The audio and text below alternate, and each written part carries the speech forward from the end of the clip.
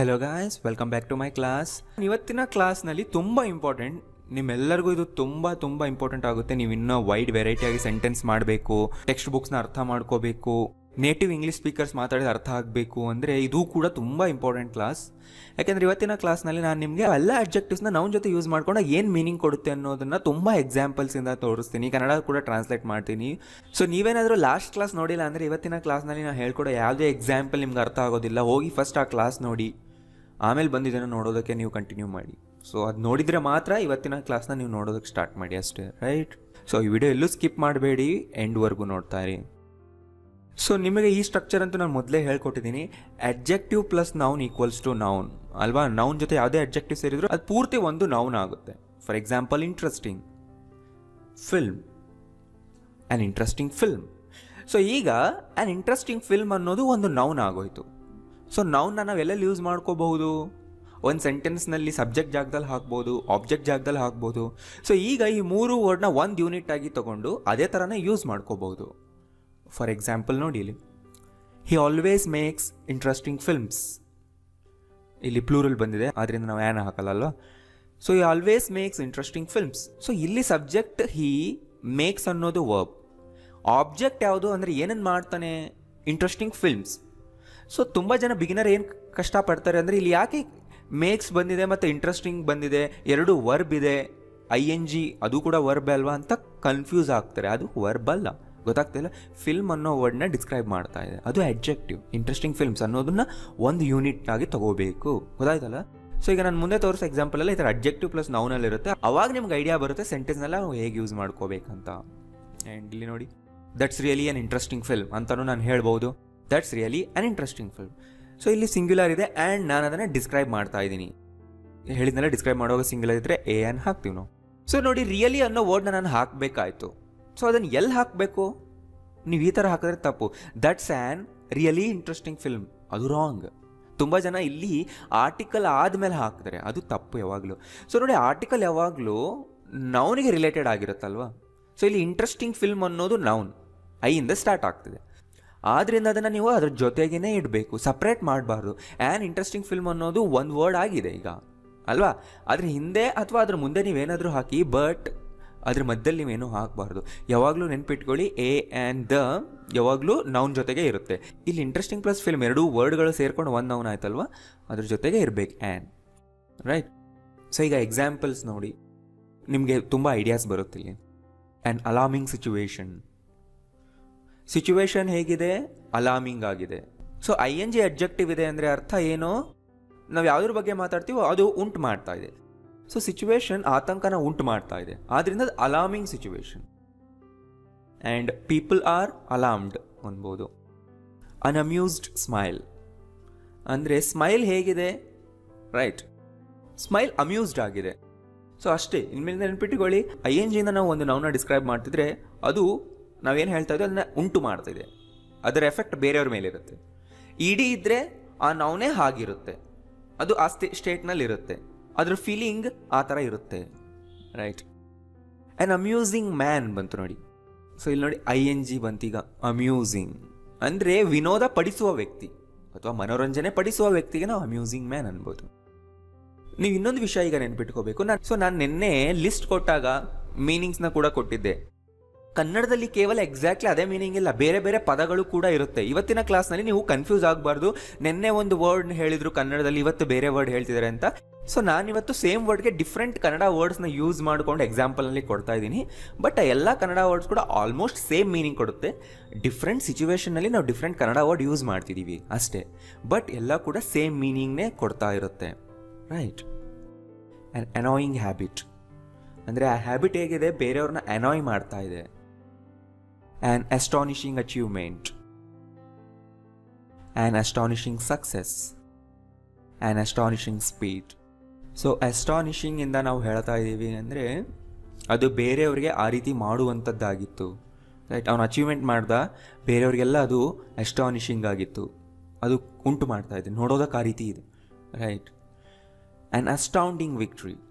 So astounding, astonishing ಎರಡೂ ಕೂಡ same meaning ಬರುತ್ತೆ, ರೈಟ್? ಅಸ್ಟಾನಿಷಿಂಗ್ ಅಂದರೆ ತುಂಬ great word, almost same meaning. ಎರಡೂ ಕೂಡ ಸರ್ಪ್ರೈಸಿಂಗ್ ಆಗಿ ಏನಾದರೂ ಒಂದು ಇದ್ದರೆ ನೀವು ಎಕ್ಸ್ಪೆಕ್ಟೇ ಮಾಡಿರೋದಿಲ್ಲ, ಬಟ್ ಸರ್ಪ್ರೈಸಿಂಗ್ಲಿ ಅದು ಗ್ರೇಟ್ ಆಗಿ ಆಮೇಲೆ ನಿಮಗೆ ಕಾಣಿಸ್ತು ಅಂದರೆ ನೀವು ಆ ರೀತಿ ಹೇಳ್ಬೋದು.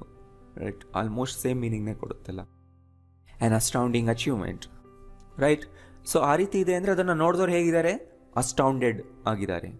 I am ಅಸ್ಟೌಂಡೆಡ್ by your achievement. We are astounded by your achievement ಅಂತ ನೀವು ಹೇಳ್ಬೋದು. Right, so many exciting gifts. So ನೋಡಿ, ಇಲ್ಲಿ ಎಕ್ಸೈಟಿಂಗ್ಗೆ ರೋಚಕ ಅನ್ನೋ ಮೀನಿಂಗ್ ಕೂಡ ಬಂದಿದೆ. ಸೊ ನಾನು ಕನ್ನಡದಲ್ಲಿ ಬೇರೆ ಮೀನಿಂಗ್ ಕೊಟ್ಟಿದ್ದೇನೆ, ಅದು ಕೂಡ correct.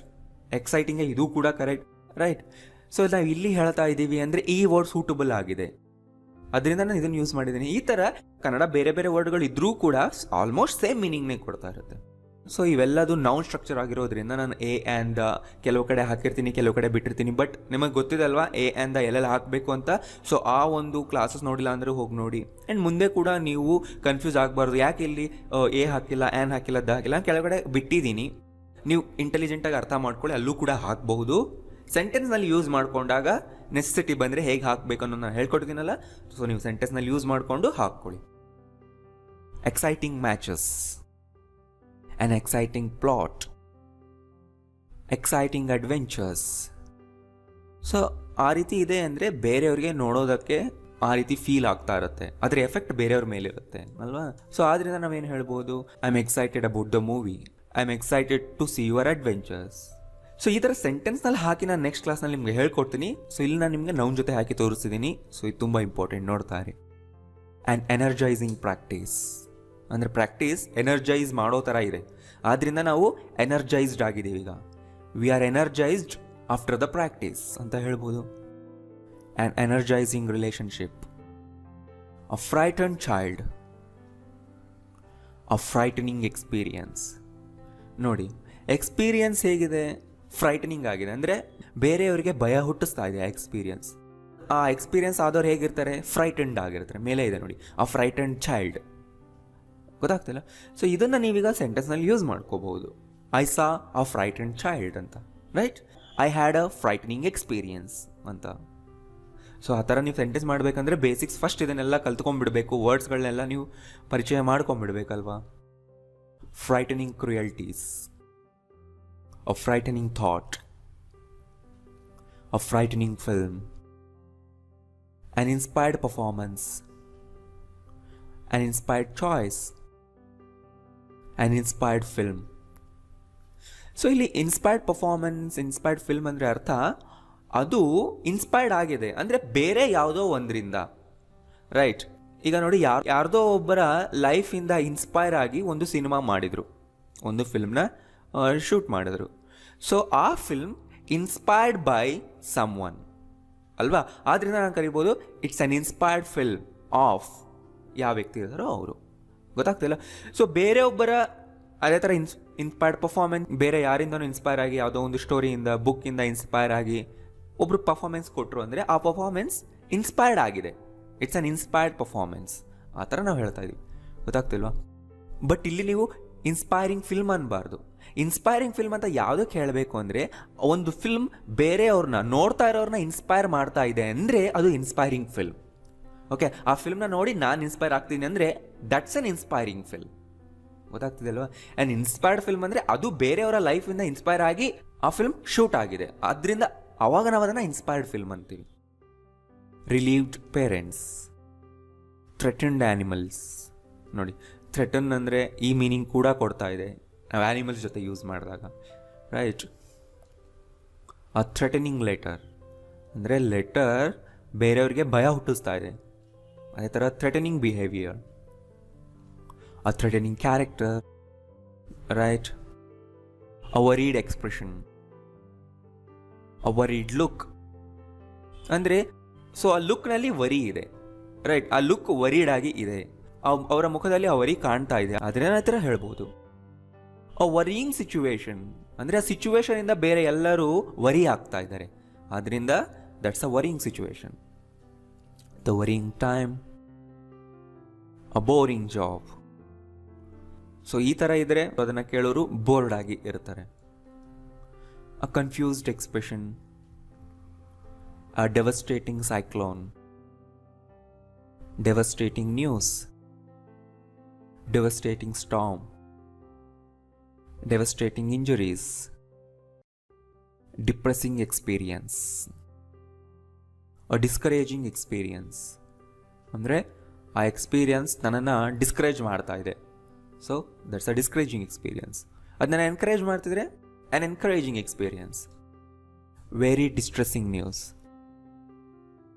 The distressing scene, the most distressing case, a distressing documentary. So documentary ಅಂದರೆ ಫಿಲ್ಮ್ ಥರ ಅಲ್ಲ. ಸೊ ಲೈವ್ನಲ್ಲಿ ಏನು ನಡೆದಿರುತ್ತೆ ಅದನ್ನೆಲ್ಲ ಪೂರ್ತಿಯಾಗಿ ಶೂಟ್ ಮಾಡೋದು, ಅಂದರೆ ಲೈವ್ ಫುಟೇಜ್ ಏನೇನಾಯಿತೋ ಎಲ್ಲದನ್ನು ರೆಕಾರ್ಡ್ ಮಾಡಿ ಇಟ್ಕೊಳ್ಳೋದು. ಆ್ಯನ್ ಎನ್ಕರೇಜಿಂಗ್ ಸ್ಮೈಲ್, ಅಂದರೆ ಅವ್ರ ಸ್ಮೈಲ್ ನಮ್ಮನ್ನು ಎನ್ಕರೇಜ್ ಮಾಡ್ತಾ ಇದೆ. A long and exhausting journey, an exhausting day. ಅಂದರೆ ಅರ್ಥ ಇವತ್ತಿನ ದಿನ ನನಗೆ ತುಂಬ ಕೆಲಸಗಳಿತ್ತು, ರೈಟ್. ಸೊ ಇವತ್ತಿನ ದಿನ ನನ್ನ ತುಂಬ ಬಳಲಿಸ್ತು, ಅದರಿಂದ ನಾನು ಇದನ್ನು ಹೇಳ್ತೀನಿ ಆ್ಯನ್ ಎಕ್ಸಾಸ್ಟಿಂಗ್ ಡೇ ಅಂತ. The most exhausting thing in life. Exhausting thing ಅಂದರೆ ಏನಾದರೂ ಆಗಿರಬಹುದು. ಸೊ ಕನ್ನಡದಲ್ಲಿ ನಾವು ಮಾತಾಡುವಾಗ ವಿಷಯ ಅಂತ ಹೇಳಿದ್ರೆ ಇಂಗ್ಲೀಷ್ನಲ್ಲಿ ಥಿಂಗ್ ಅನ್ಬೋದು. ವಸ್ತುಗೂ ಕೂಡ ನಾವು ಥಿಂಗ್ ಅಂತೀವಿ. ಈಗ ನಾವು ಕೇಳಬೇಕು ಯಾವುದು ಮುಖ್ಯವಾದ ವಿಷಯ, what is the main thing, right. An exhausting schedule. So ನೀವು ಇಲ್ಲಿ ಕೇಳ್ಬೋದು ಬರೀ ಪ್ಲಸ್ ING ಅಬ್ಜೆಕ್ಟಿವ್ನ ಎಕ್ಸಾಂಪಲ್ ಕೊಡ್ತಾ ಇದ್ದಾರೆ, ಇಡಿ ಇಲ್ವಲ್ಲ. ಸೊ ಇಡಿ ನೌನ್ ಹಿಂದೆ ಬರೋದು ತುಂಬ ಕಡಿಮೆ ವರ್ಡ್ಸ್ಗಳಲ್ಲಿ, ರೈಟ್. ಯಾವಾಗಲೂ ಬಿ ಫಾರ್ಮ್ ಆದಮೇಲೆ ಇಡಿ ಅಬ್ಜೆಕ್ಟಿವ್ ಹಾಕ್ತೀವಿ ನಾವು. ಸೊ ತುಂಬ ಸರಿ ಬಿ ಫಾರ್ಮ್ ಆದಮೇಲೆ ಇಡಿ ಅಬ್ಜೆಕ್ಟಿವ್ ಹಾಕಿದ್ರೆ ಅದು ಸೂಟಬಲ್ ಆಗಿರುತ್ತೆ. ಈಗ I am tired, he is tired, she is tired, ಇದೇ ಥರ ಜಾಸ್ತಿ ಹೇಳ್ತೀವಲ್ವಾ. ಬಟ್ ING ಪ್ಲಸ್ ತುಂಬ ನಾವು ಯೂಸ್ ಮಾಡ್ತೀವಿ, ರೈಟ್. ಆದ್ದರಿಂದ ನಾನು ತುಂಬ ಇದನ್ನೇ ಕೊಟ್ಟಿದ್ದೀನಿ. ಬಟ್ ಅದು ಯೂಸ್ ಆಗೋದು ಕಡಿಮೆ. ಅಂದರೆ ಬಿ ಫಾರ್ಮ್ನ ಮುಂದೆನೇ ಜಾಸ್ತಿ ನಾವು ಇಡಿ ಅಡ್ಜೆಕ್ಟಿವ್ನ ಯೂಸ್ ಮಾಡ್ಕೊಳ್ತೀವಿ ಸೆಂಟೆನ್ಸ್ನಲ್ಲಿ. ಇದು ಅರ್ಥ ಆಗಬೇಕಂದ್ರೆ ನೀವು ಲಾಸ್ಟ್ ಕ್ಲಾಸ್ ನೋಡಿ ನಿಮ್ಗೆ ಗೊತ್ತಾಗುತ್ತೆ. Some flattering words. ವರ್ಡ್ಸ್ ಅಂದರೆ ಮಾತುಗಳು. ಫ್ಲಾಟರಿಂಗ್ ಅಂದರೆ ತುಂಬ ಹೊಗಳ್ತಾ ಇರೋದು. ಈಗ ನಿಮ್ಮನ್ನು ತುಂಬ ಯಾರಾದರೂ ಹೊಗಳಿ ಮಾತಾಡ್ತಾ ಇದ್ದಾರೆ, ಸೊ ಅದನ್ನು ಕೇಳಿ ನೀವೇನಾಗ್ತೀರಾ, ಫ್ಲಾಟರ್ಡ್ ಆಗ್ತೀರಾ. ಅಂದರೆ ನೀವು ತುಂಬ ಹೊಗಳಿಸ್ಕೊಂಡ್ರೆ you are flattered, right. Because they are flattering. A flattering relative. So relative ಆ ಥರ ಇದ್ದಾರೆ, ಯಾವಾಗಲೂ ನಿಮ್ಮನ್ನು ತುಂಬ ಹೋಲ್ತಿದ್ರೆ ನೀವು ಅವ್ರನ್ನ ಏನಂತ ಕರಿಬೋದು, ಅ ಫ್ಲಾಟರಿಂಗ್ ರಿಲೇಟಿವ್ ಅಂತ.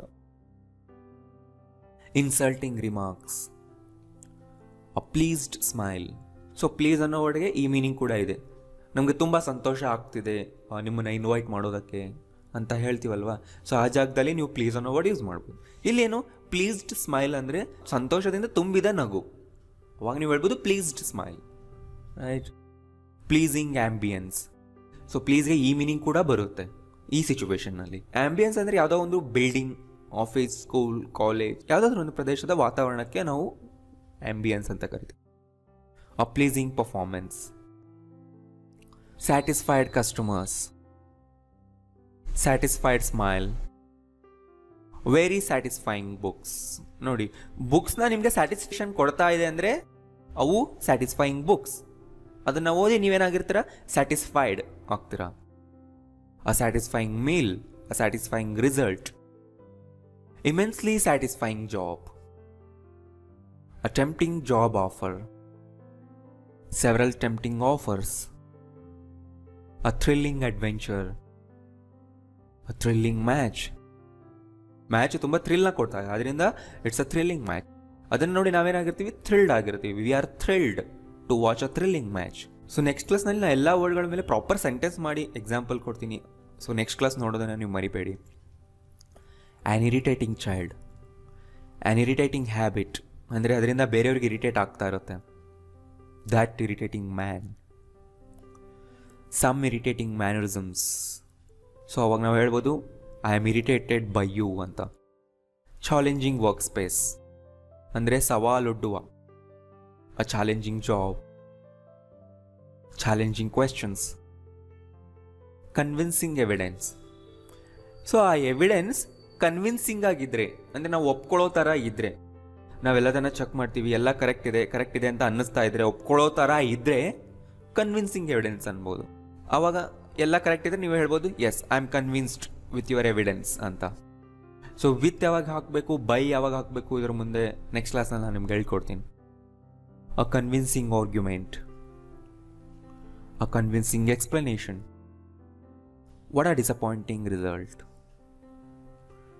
ಅ disgusted look, disgusting rotten teeth, a disgusting waiting room, a disgusting habit, disturbed sleep. ಅಂದರೆ ಸ್ಲೀಪ್ ಡಿಸ್ಟರ್ಬ್ ಆಗಿದೆ, ಕರೆಕ್ಟಾಗಿ ಆಗಿಲ್ಲ, ಅವಾಗ ನೀವು ಹೇಳ್ಬೋದು disturbed sleep. Mentally disturbed teenagers, a disturbed state of mind. So disturbed ಅಂದರೆ ಈ ರೀತಿ. ಬಟ್ ಇಲ್ಲಿ ನೋಡಿ, ಡಿಸ್ಟರ್ಬಿಂಗ್ ಅನ್ಎಂಪ್ಲಾಯ್ಮೆಂಟ್ ಫಿಗರ್ಸ್ ಅಂದರೆ ಅದನ್ನು ನೋಡಿ ನಮಗೆ ಆತಂಕ ಉಂಟಾಗ್ತಿದೆ, ಅದರಿಂದ ಅದು ಡಿಸ್ಟರ್ಬಿಂಗ್ ಫಿಗರ್ಸ್. ಫಿಗರ್ಸ್ ಅಂದರೆ ನಂಬರ್ಸ್, ರೈಟ್. ಡಿಸ್ಟರ್ಬ್ಡ್ ಅಂದರೆ ಅದೇ ಆ ಸ್ಟೇಟ್ನಲ್ಲಿರೋದು. ಡಿಸ್ಟರ್ಬಿಂಗ್ ಅಂದರೆ ಬೇರೆಯವ್ರಿಗೆ ಅದು ಡಿಸ್ಟರ್ಬಿಂಗ್ ಆಗ್ತಾ ಇರುತ್ತೆ. A very disturbing dream. So ಅದು ಡಿಸ್ಟರ್ಬಿಂಗ್ ಡ್ರೀಮ್ ಆಗಿರೋದ್ರಿಂದ I am disturbed. Disturbing pictures, an enchanted audience, an enchanted princess, enchanting models, enchanting Paris city, the enchanting scenery, an enchanting little girl, enchanting beauty of Hampi, an entertaining companion, an entertaining story, an entertaining movie, entertaining friends, an entertaining show, a few fascinated onlookers. Onlookers ಅಂದರೆ ನೋಡೋರು. So ನೋಡಿ, ನೀವು ಕೇಳಿರ್ತಲ್ವ fascinated ಅಂತ. Fascinate ಅಂದರೆ ತುಂಬ ಗಮನ ಸೆಳೆಯೋದು ಅದ್ರ ಕಡೆಗೆ. ಸೊ ಇದೊಂಥರ ಫಾರ್ಮಲ್ ವರ್ಡ್. ಆಕರ್ಷಣೆ ಆಗೋದು. ಅಟ್ರ್ಯಾಕ್ಟ್ ಅನ್ನೋದು ತುಂಬ ಕ್ಯಾಶುವಲ್ ವರ್ಡ್ ಆಯಿತು. ನಾವು ಯಾವುದಕ್ಕೆ ಬೇಕಾದರೂ ಅಟ್ರ್ಯಾಕ್ಟ್ ಆಗಿಬಿಡ್ತೀವಿ. ಬಟ್ ಕೆಲವೇ ಜನರು ಕೆಲವೇ ವಿಷಯಗಳಿಗೆ ಅಟ್ರ್ಯಾಕ್ಟ್ ಆಗ್ತಾರೆ, ಒಬ್ಬ ವ್ಯಕ್ತಿಯ ಕೆಲಸಕ್ಕೆ, ರೈಟ್. ಆ ಥರ ಇದ್ದಾಗ ಫ್ಯಾಸಿನೇಟ್ ಅನ್ನೋ ವರ್ಡ್ ತುಂಬ ಸೂಟ್ ಆಗುತ್ತೆ. A fascinating book, fascinating place, fascinating stories, humiliated parents. ಇಲ್ಲಿ ನೋಡಿ, ಇನ್ಸಲ್ಟೆಡ್ ಪೇರೆಂಟ್ಸ್ ಅಂತ ಕೂಡ ಅನ್ಬೋದು. ಇನ್ಸಲ್ಟ್ ಅನ್ನೋ ವರ್ಡ್ ಯಾವಾಗ ಯೂಸ್ ಮಾಡ್ತೀವಿ ಅಂದರೆ ಅದೊಂದು ನೆಗೆಟಿವ್ ವರ್ಡ್, ರೈಟ್. ಯಾರನ್ನಾದರೂ ತುಂಬ ನೆಗೆಟಿವ್ ಪದಗಳಿಂದ, ಕೆಟ್ಟ ಮಾತುಗಳಿಂದ ಅವರಿಗೆ ಅವಮಾನ ಮಾಡೋದು, ಅಥವಾ ಅಷ್ಟೆಲ್ಲ ನೆಗೆಟಿವ್ ವೇಯಿಂದ ಅವ್ರ ಜೊತೆ ವರ್ತನೆ ಮಾಡೋದು, ಅವ್ರನ್ನ ಆ ರೀತಿಯಾಗಿ ಟ್ರೀಟ್ ಮಾಡೋದು, ಆವಾಗ ನೀವು ಹೇಳ್ಬೋದು ಅವ್ರು ಇನ್ಸಲ್ಟ್ ಆಗಿದ್ದಾರೆ, ಅವ್ರನ್ನ ಇನ್ಸಲ್ಟ್ ಮಾಡ್ದ. ಹ್ಯುಮಿಲಿಯೇಟ್ ಅನ್ನೋದು ಕೂಡ ಸೇಮ್ ಮೀನಿಂಗೇ ಕೊಡುತ್ತೆ. ಬಟ್ ಇಲ್ಲಿ ಹ್ಯುಮಿಲಿಯೇಟೆಡ್ ಪೇರೆಂಟ್ಸ್ ಅಂತ ಯಾವಾಗ ಹೇಳ್ಬೋದು ಅಂದರೆ ನೆಗೆಟಿವ್ ವೇಯಿಂದನೇ ಅಲ್ಲ, ಬಟ್ ಅವರ ಡಿಗ್ನಿಟಿಗೆ ಅವಮಾನ ಆಗಿರುತ್ತೆ, ಅವರ ರೆಸ್ಪೆಕ್ಟ್ಗೆ ಅವಮಾನ ಆಗಿರುತ್ತೆ. ಫಾರ್ ಸಪೋಸ್ ಅವರ ಮಕ್ಕಳು ಏನೋ ಒಂದು ಕೆಲಸ ಮಾಡಿದ್ರು, ಅವ್ರ ಮಕ್ಕಳು ಮಾಡಿರೋ ಕೆಲಸದಿಂದ ಅವ್ರಿಗೆ ಅವಮಾನ ಆಯಿತು, ಅವಾಗ ನೀವು ಈ ವರ್ಡ್ ಯೂಸ್ ಮಾಡ್ಬೋದು. ಸೊ ನೆಗೆಟಿವ್ ಪದಗಳಿಂದ, ಯಾರದೋ ಒಬ್ಬರ ನೆಗೆಟಿವ್ ಆ್ಯಕ್ಷನಿಂದನೇ ಅವಮಾನ ಆಗಿದೆ ಅಂತಲ್ಲ. ಎರಡು ಆಲ್ಮೋಸ್ಟ್ ಸೇಮ್ ಮೀನಿಂಗೇ, ಬಟ್ ಸಿಚುವೇಶನ್ ಬೇರೆ ಬೇರೆ ಇರುತ್ತೆ. ಗೊತ್ತಾಗ್ತದೆ. ಒಬ್ಬರ ರೆಸ್ಪೆಕ್ಟ್ಗೆ, ಒಬ್ಬರ ಡಿಗ್ನಿಟಿಗೆ ಏನಾದರೂ ಅವಮಾನ ಆಯಿತು ಅಂದರೆ ಅವರಾಗ ಹೇಳ್ಬೋದು ಹ್ಯುಮಿಲಿಯೇಟ್ ಆಗಿದ್ದಾರೆ ಅಂತ. ಇನ್ನು ನೋಡಿ, ಹ್ಯುಮಿಲಿಯೇಟಿಂಗ್ ಡಿಫೀಟ್ ಅಂದರೆ ಅವ್ರು ಸೋತಿದ್ದಾರೆ ಅಂದರೆ ಆ ಸೋಲು ಅವಮಾನ ಮಾಡೋ ಥರ ಇದೆ, ಅದು ಎಕ್ಸ್ಪೆಕ್ಟೇ ಮಾಡಿರಲಿಲ್ಲ. ಯಾವುದೋ ಒಂದು ವೀಕ್ ಟೀಮ್ ಜೊತೆ ಸೋತಾಗ ಆ ಡಿಫೀಟ್ ಹೇಗಿದೆ ಅಂದರೆ ಹ್ಯುಮಿಲಿಯೇಟಿಂಗ್ ಡಿಫೀಟ್. ಅವಾಗ ನೀವು ಈ ಥರ ಹೇಳ್ಬೋದು, the players are humiliated by the defeat ಅಂತ, ದ ಹ್ಯುಮಿಲಿಯೇಟೆಡ್ ಪ್ಲೇಯರ್ಸ್ ಅಂತ. The most humiliating thing, humiliating conditions, gratifying response, gratifying achievements, all interested parties, interested expression, an interesting debate, an interesting woman, very interesting things, a nice relaxed atmosphere. So ಇಲ್ಲಿ ನೋಡಿ, relaxed ಜೊತೆಗೆ ಮತ್ತೊಂದು adjective ಕೂಡ ಬಂತು, nice. So ನೀವು ಈ ಥರ ಹೇಳಕ್ಕೆ ಬರಲ್ಲ ಅ ರಿಲ್ಯಾಕ್ಸ್ಡ್ ನೈಸ್ ಅಟ್ಮಾಸ್ಫಿಯರ್ ಅಂತ. ಯಾವಾಗಲೂ ಕೂಡ ಇಡೀ ನೌನ್ ಜೊತೆಗೆ ಹಾಕಬೇಡಿ, ಅದ್ರ ಹಿಂದೆ ನೀವು ನೈಸ್, ಗುಡ್, ವೆರಿ ಈ ವರ್ಡ್ಗಳನ್ನ ಯೂಸ್ ಮಾಡಿ. A relaxed mode, a relaxing holiday, relaxing bath, relaxing hobby, relaxing couch, relaxing massage. Relaxing ಅಂದರೆ ಅವೆಲ್ಲ ನಿಮಗೆ ರಿಲ್ಯಾಕ್ಸೇಷನ್ನ ಕೊಡ್ತಾ ಇದ್ದರೆ ನೀವು ಅದ್ರ ಜೊತೆ ರಿಲ್ಯಾಕ್ಸಿಂಗ್ ಅನ್ನೋ ವರ್ಡ್ ಯೂಸ್ ಮಾಡ್ಬೋದು. ಅವಾಗ ನಾವೇನಾಗ್ತೀವಿ, ರಿಲ್ಯಾಕ್ಸ್ಡ್ ಆಗ್ತೀವಿ. ಅ ಶಾಕ್ಡ್ ಸೈಲೆನ್ಸ್, ಶಾಕ್ನಿಂದ ಕೂಡಿದ silence. Shocked cinema audiences, shocked mother ಅಂದರೆ ಮದರ್ ಈಗ ಶಾಕ್ ಆಗಿದ್ದಾರೆ. ಶಾಕಿಂಗ್ ಬಿಹೇವಿಯರ್ ಅಂದರೆ ಅದು ಬೇರೆಯವ್ರನ್ನ ಶಾಕ್ ಮಾಡೋ ಥರ ಇದೆ. Shocking news, shocking visuals, right. So ಅದೇ difference. A terrified child, the terrified boy, the terrifying events, a terrifying experience. So ನಿಮಗೆ ಇಲ್ಲಿ ಆರ್ಟಿಕಲ್ಸ್ ಮೀನಿಂಗ್ ಗೊತ್ತಾಗಬೇಕು, ಎ ಆ್ಯಂಡ್ ದ. ನಾನು ಇದ್ರ ಮೇಲೆ 3-4 ವೀಡಿಯೋಸ್ ಡೀಟೇಲಾಗಿ ಎಕ್ಸ್ಪ್ಲೈನ್ ಮಾಡಿದ್ದೀನಿ. ಸೊ ಆ ವೀಡಿಯೋಸ್ ಹೋಗಿ ನೋಡಿ, ನಿಮಗೆ ಎ ಆ್ಯಂಡ್ ದ ಆರ್ಟಿಕಲ್ಸ್ ಎಲ್ಲೆಲ್ಲಿ ಯೂಸ್ ಮಾಡಬೇಕು, ಎಲ್ಲೆಲ್ಲಿ ಯೂಸ್ ಮಾಡಬಾರ್ದು ಡೀಟೇಲಾಗಿ ಗೊತ್ತಾಗುತ್ತೆ. A terrifying scream, a tired voice, the tired mind, a tiring day, tiring process. Tiring ಅಂದರೆ ಅದು ದಣಿವನ್ನು ಉಂಟು ಮಾಡ್ತಾ ಇದೆ. ಈಗ ನೋಡಿ, ಒಂದು ಕೆಲಸ ಇದೆ, ತುಂಬ ಟಯರ್ಡ್ನೆಸ್ನ ಕೊಡ್ತಾ ಇದೆ ನನಗೆ ಅಂದರೆ ಇಟ್ಸ್ ಅ ಟೈರಿಂಗ್ ಪ್ರಾಸೆಸ್ ಅನ್ಬೋದು. Because I am tired of doing it. A tiring and stressful job. The puzzled looks, a puzzled expression, very puzzling question. Puzzling question ಅಂದರೆ ನಿಮ್ಮನ್ನು ಅದು ಪಝಲ್ ಮಾಡ್ತಾ ಇದೆ, ಆದರೆ ನೀವು ಹೇಳ್ಬೋದು ಇಟ್ಸ್ ಅ ಪಝಲಿಂಗ್ ಕ್ವೆಶ್ಚನ್ ಅಂತ. ಅ ಪಝಲಿಂಗ್ ಸಿಚುವೇಶನ್ ಆರ್ ಅ ಪಝಲಿಂಗ್ ಥಿಂಗ್. ಸೊ ಗೊತ್ತಾಯ್ತಲ್ವಾ? ಸೊ ಈಗ ನಿಮಗೆಲ್ಲ ಗೊತ್ತಾಗಿದೆ, ನೀವು ಇನ್ನೂ ಏನೂ ಕಲ್ತಿಲ್ಲ. ನೀವು ಕಲಿಬೇಕಂದ್ರೆ ವೀಡಿಯೋನ 2-3 ಸರಿ ನೋಡಿ ಆ್ಯಂಡ್ ಎಲ್ಲ ವರ್ಡ್ಸ್ನ ನೀವು ಬುಕ್ನಲ್ಲಿ ಬರ್ಕೊಂಡು ಚೆನ್ನಾಗಿ ಓದಿ ಒಂದು 10 ಸರಿ. ಬೇಕಿದ್ರೆ ನೀವು ಫೋನಲ್ಲಿ ರೆಕಾರ್ಡ್ ಮಾಡ್ಕೊಂಡು ಕೇಳಿಸ್ಕೊಳ್ತಾ ಇರಿ, ನಿಮ್ಮ ಮೈಂಡ್ನಲ್ಲಿ ಉಳ್ಕೊಳ್ಳುತ್ತೆ. ಆವಾಗ ನೀವು ಕಲ್ತಿದ್ದೀರಾ ಅಂತ ನೀವು ಹೇಳ್ಬೋದು. ಈಗಲೂ ಇನ್ನೂ ನೀವು ಕಲ್ತಿಲ್ಲ, ನಿಮ್ಗೆ ಜಸ್ಟ್ ಗೊತ್ತಾಗಿದೆ, ಐಡಿಯಾ ಬಂದಿದೆ ಅಷ್ಟೇ. ಸೊ ನೀವು ಕಲಿಬೇಕಂದ್ರೆ ಏನು ಮಾಡಬೇಕು, ಬರೋದು ಓದ್ಕೊಳ್ಳಿ ಚೆನ್ನಾಗಿ. ಮುಂದೆ ನಿಮಗೆ ತುಂಬ ಹೆಲ್ಪ್ ಆಗುತ್ತೆ. ನಾನು ಮುಂದೆ ವೀಡಿಯೋಗಳಲ್ಲಿ ಈ ಥರ ವರ್ಡ್ಸ್ಗಳನ್ನ ಮತ್ತೆ ರಿಪೀಟೆಡಾಗಿ ಯೂಸ್ ಮಾಡ್ತಿರ್ತೀನಿ. ಅಲ್ಲಿ ನೀವು ಯಾಕೆ ಇದು ಬಂತು, ಇದು ಏನು ಕನ್ಫ್ಯೂಷನ್ ಆಗಬಾರ್ದು ಅಂದರೆ ಇವಾಗ ಚೆನ್ನಾಗಿ ಕೂತ್ಕೊಂಡು ಪ್ರಾಕ್ಟೀಸ್ ಮಾಡಿ, ರೈಟ್? ಆ್ಯಂಡ್ ನೆಕ್ಸ್ಟ್ ಕ್ಲಾಸ್ನಲ್ಲಿ ನಾನು ಫುಲ್ ಸೆಂಟೆನ್ಸ್ನ ನಿಮಗೆ ಕೊಟ್ಟು ಹೇಳ್ಕೊಡ್ತೀನಿ, ಇವುಗಳನ್ನ ನಾವು ಹೇಗೆ ಸೆಂಟೆನ್ಸ್ನಲ್ಲಿ ಯೂಸ್ ಮಾಡ್ಬೋದು ಅನ್ನೋದನ್ನು. ಸೊ ಆ ವಿಡಿಯೋ ಕೂಡ ನೀವು ಮಿಸ್ ಮಾಡಬಾರ್ದು. ಆ್ಯಂಡ್ ಈ ವಿಡಿಯೋಯಿಂದ ನೀವೇನಾದರೂ ಕಲ್ತಿದ್ದೀರಾ ಅಂತ ಅನಿಸಿದ್ರೆ ಲೈಕ್ ಮಾಡಿ, ಬೇರೆಯವರು ಇದರಿಂದ ಕಲಿಬೋದು ಅಂತ ಅನಿಸಿದರೆ ಎಲ್ಲರಿಗೂ ಶೇರ್ ಮಾಡಿ. ತುಂಬ ಜನ ಕ್ಲಾಸ್ಗಳಿಗೆ ಹೋಗಿ ಕಲಿಯೋದಕ್ಕೆ ಆಗೋದಿಲ್ಲ, ಅಂಥವ್ರಿಗೆಲ್ಲ ನಾವು ವೀಡಿಯೋಸ್ ಮಾಡ್ತಾ ಇದ್ದೀನಿ. ಆದ್ದರಿಂದ ನೀವು ಅಂಥವ್ರಿಗೆಲ್ಲ ಶೇರ್ ಮಾಡಿದರೆ ಮಾತ್ರ ಅವ್ರಿಗೆ ಚಾನ್ಸ್ ಸಿಗುತ್ತೆ, ಅವ್ರಿಗೂ ಗೊತ್ತಾಗುತ್ತೆ. ಪ್ಲೀಸ್ ಇದನ್ನೆಲ್ಲರ ಜೊತೆ ಶೇರ್ ಮಾಡಿ. Thank you.